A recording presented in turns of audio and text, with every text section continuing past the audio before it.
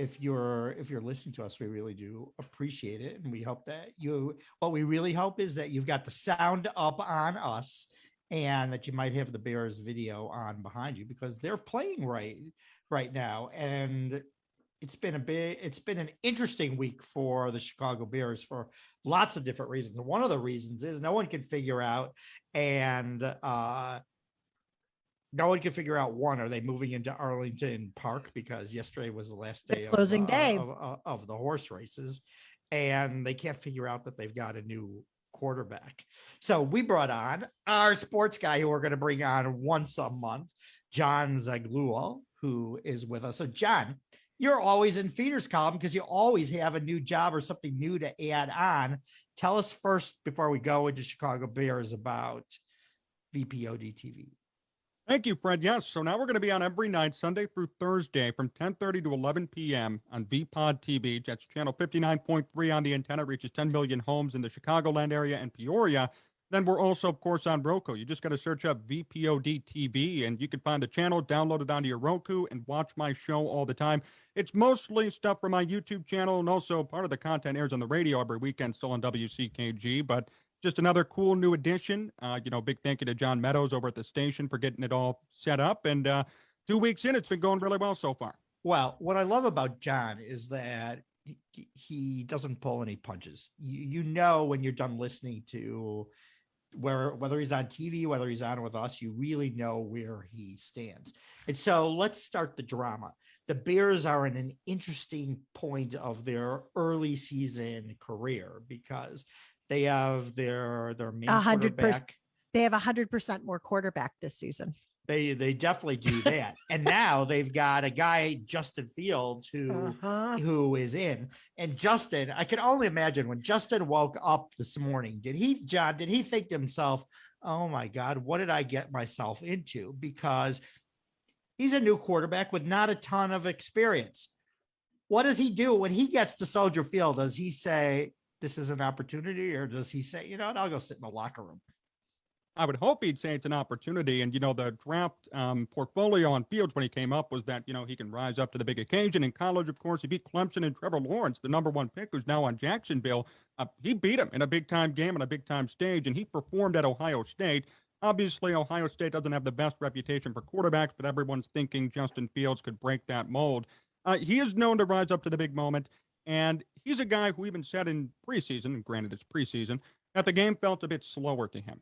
And, his big issue, Brad, and, we talked about this yesterday off air, his big issue is going to be, does he have enough to surround him with? Does he have a quality wide receiving core? Does he have offensive line help? Does he have a play caller? We've already seen Matt Nagy make mistakes today on a third down, running the football with David Montgomery, a little bit of misdirection. That's too cute to play. So his big issue is going to be, can the guys around him perform? I think he'll actually be okay when it comes to progression himself. Well, when Justin Fields said it seems like a lot faster, what I think he was referring to is now that they're away from preseason and that they're in the actual games, that it's a whole different look when you're on the field. And even though he's good on paper, or he did well in college, it's a whole different experience right now. He's ready on paper, but is he ready in real life? No, he's not, and that's not a controversial opinion, despite the Bears fans who want to tell me it is. You can't be expecting a rookie quarterback who had everything given to him at Ohio State, mind you, had weapons around him, had a great head coach in Brian Day, who took over for Urban Meyer, who's now the head coach of the Jaguars. He had everything given to him, and he was ready, and this was a team that was always considered a favorite. They were top 5 in the rankings. They were in the college football playoff, all that good stuff. Now you come to a team instead that has minimal wide receiving help, no offensive line, an aging defense, although they've done good today against and that's a big thing that you keep mentioning, their offensive line. They don't have an offensive line, or at least the offensive line has not shown that they have any presence. So if he gets out, he's out there in the first quarter right now, but if the offensive line shows that they're sitting on the bench and relaxing, how is he going to be successful for the Bears? Well, the good thing for him is that he's mobile, and that's something that the Bears have always wanted in a quarterback for years. They never found it. They thought they had it with Mitch Trubisky, and to his credit, he could scramble, but Justin Fields actually knows how to run the football. Lamar Jackson-esque, and I don't want to say, he is Lamar Jackson because Lamar is more so a runner than a passer, but Fields has the ability to throw the football and avoid pressure when need be and run and tuck it and run and slide and avoid tackles. So that's the one positive for him. But, granted, we saw Andy Dalton do that a week ago, too, to his credit. So, it depends. But any quarterback coming in, freshman quarterback out of college, the game is incredibly different. So how long, because we have seen cities turn on quarterbacks, New York did it with Eli Manning, expecting he was going to come in like his brother. How long is Chicago going to sit there and go, he's our guy, maybe not our guy? In an ideal sense, you should wait 1 to 2, even 3 years. But, as we know, Chicago Bears fans especially are very passionate people. We'll use that word on the air. So they are probably going to be expecting greatness immediately. I mean, we had people saying he's going to be Patrick Mahomes when he was drafted. Now that's a stupid comparison. That's just silly. Okay, so I don't agree with that, because when you say that the Bears are expecting him to perform immediately, who on the Bears over the last couple of years, including the coach, performs immediately? It's almost like they're the queen. You got a contract for life, and it doesn't matter how well you do or don't do. That's exactly, that's the truth. That's the fact of the matter. And, last year, we all remember at the end of the season, there was so much speculation about Matt Nagy and Ryan Pace being fired. And today, that speculation still exists, but now they're getting a second chance with Justin Fields. And, there's some speculation that even if the Bears go 7-10, 6-11, as long as Fields shows progress, they're still going to be around. So, the fact of the matter is everybody, I think, overreacts to an extent. And, we all do. I know I do. You guys probably do, too, at some certain things. But the goal is to temper expectations and realize this is going to be a process. There's not going to be instant gratification with Fields because of the team around him, because of him. He's learning a new game. This is not college football. People have to realize it. But there's but it seems to me there hasn't been instant gratification as it relates to the Bears for years. And to your point of Nagy's on the field today making decisions that so far in the first quarter have not been great decisions. How long are they keeping him around? The Bears have never fired a coach mid-season in franchise history. This is a team that's 100 plus years old. They have never fired a coach mid-season. Why and how can I get that job? The job to fire the coach? As long as they're not getting fired and it doesn't matter how well you do, I can do the job. Like a tenured professor, you can do whatever you want and still have a employment and have a paycheck. But regardless, the point is, they never fire a coach. And I think the mindset is, we don't want to disrupt the team. But at the end of the day, the coach is doing the majority of the disrupting. So you have to make a change if it's not working. And Matt Nagy, this is his last chance here. Mitch Trubisky didn't work and everybody made excuses for him. He came in, he inherited Mitch, he didn't want Mitch. Okay, fine. Even though that's wrong and you're supposed to, cater to your quarterback, fine. So be it, whatever. Now you drafted your guy, supposedly. If this doesn't work, we all know Matt Nagy's a fraud and he's not a quarterback guru, and it's going to be a problem for him and his future NFL career. So in game one, the defense was really the defense and the offense, because they're the only ones that did anything so that they could win the game. How good is the defense this year? The defense, to me, has been surprisingly good. This reminds me of 2018 Bears football, which is a great thing, because that year, obviously, the Bears went 12-4, and in my opinion, they should have made it to the Super Bowl if it wasn't for Cody Parkey. So the defenses look great, even today against the Browns and Baker Mayfield, who entered the game with an 82% completion percentage, top in the NFL. And that's an unheard of number, by the way. Usually you have to aim for 70. 70 is elite. 82 is out of this world. So, they've come in and they've limited Baker Mayfield. They've forced them to miss on a couple of fourth down conversions. They were 3 of 4 entering this game on fourth down conversions. The Browns, they're 0 of 2 today. So that's all a credit to the Bears defense. They won last week over the Bengals too, because of their defense and because of scoring on defensive possessions and shortening the field for Justin Fields and Andy Dalton. Well, we're only in week 2 of the season. So of course, John, it seems fair to me to put you on the spot. How do you think, when you look down the road to who the Bears have to play this season to even just get a playoff berth, how good do you think they're going to be? I said in my season prediction video, and this was regardless of quarterback or Justin Fields or whatever, I said 6-11. And I know that's not going to please a lot of people, but when you look at their schedule, it's very disheartening. You've got the Raiders coming up, you got the Buccaneers, Steelers, Browns today. You have the Los Angeles Rams week 1 in Los Angeles. This is a very tough schedule the Bears got. It's different from years past. 2018 was an easy schedule. Look where they're going. And, a lot of times it just depends on the hand you're given. Even last year, they went 8-8, and, their schedule was not that easy. 2018, they got an easy schedule, had a great elite defense. That's why they won 12 games. And sometimes, I hate to say it, it depends on the opponents you're given based on the randomization process from the NFL. And, it's going to determine a lot for you. Well, Hannah and I have to start planning a Super Bowl party. So can you give me some indication as to down the line, who are the 2 teams that are going to be in the Super Bowl? That's a good question. Right now I like the Rams in the NFC simply because Matthew Stafford is a good quarterback. Jared Goff was a system piece, and even to this day is a system piece now in Detroit. Matthew Stafford, whether people like him or not for his success or lack thereof in Detroit, he's with a good quarterback coach in Sean McVay, who's actually has a proven track record. He could end up pulling something off. And, the AFC, I'm still going to pick the Chiefs for now, but, maybe Baltimore could knock them off. We saw that happen on Sunday Night Football. Well, John, I don't know if you want to do this. We would love for you to do this. If you will stick around for one more segment, we're going to go plan a World Series party first. We're going to go in another direction because what Hannah and I what I really want to know is whether Cubs fans can be happy for White Sox fans. And I don't care.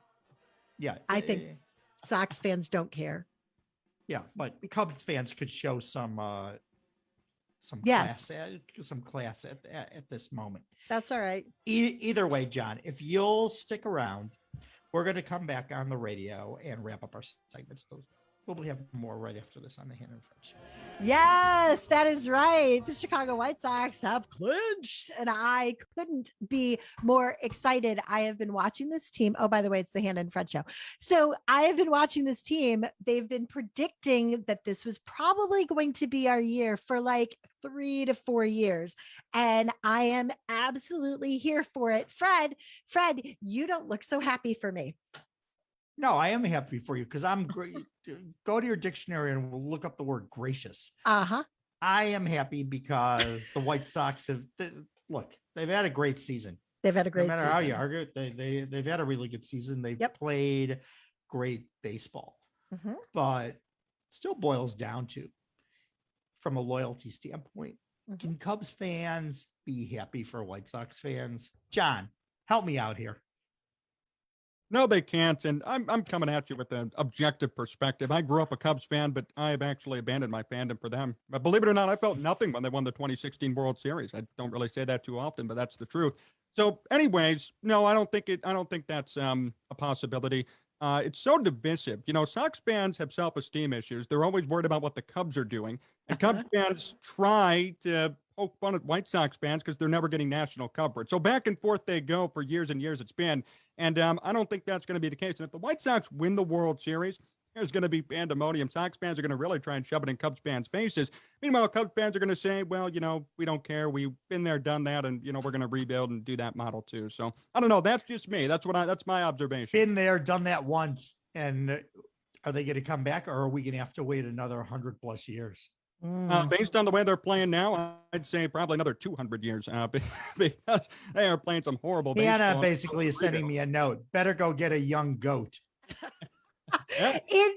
What's interesting is in 2005, and John, like you, I grew up a Cub fan, and then all of a sudden I had this awakening, like, why do I put myself through this? There are other choices to be made, and have raised my kids to choose their own team. Grayson is a huge Dodgers fan, and Preston has walked away entirely from baseball, but she's good. She's like, I don't need any of that business. But when I realized, when I was rooting for the White Sox in 2005, they ended up winning it all. I had coworkers who were angry, who were absolutely rude about it because they were so irritated that the Cubs hadn't gotten the opportunity first. How dare the White Sox win before the Cubs? And I was like, that's not really how this works. That's like, what?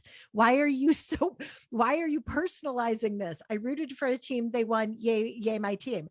But Cub fans were like, it was a personal affront to them that's what was so interesting. It sounds to me like we better get Dory Mages back on the line to work out our do some Madison Street therapy. Yeah, to work out our anger issues. Yeah. No, I think it's going to be interesting. That said, John, considering we've been talking about our hopes for that side, the American League side, maybe the White Sox are going to make it. What are we looking for? Who do we think is going to go all the way on the National League?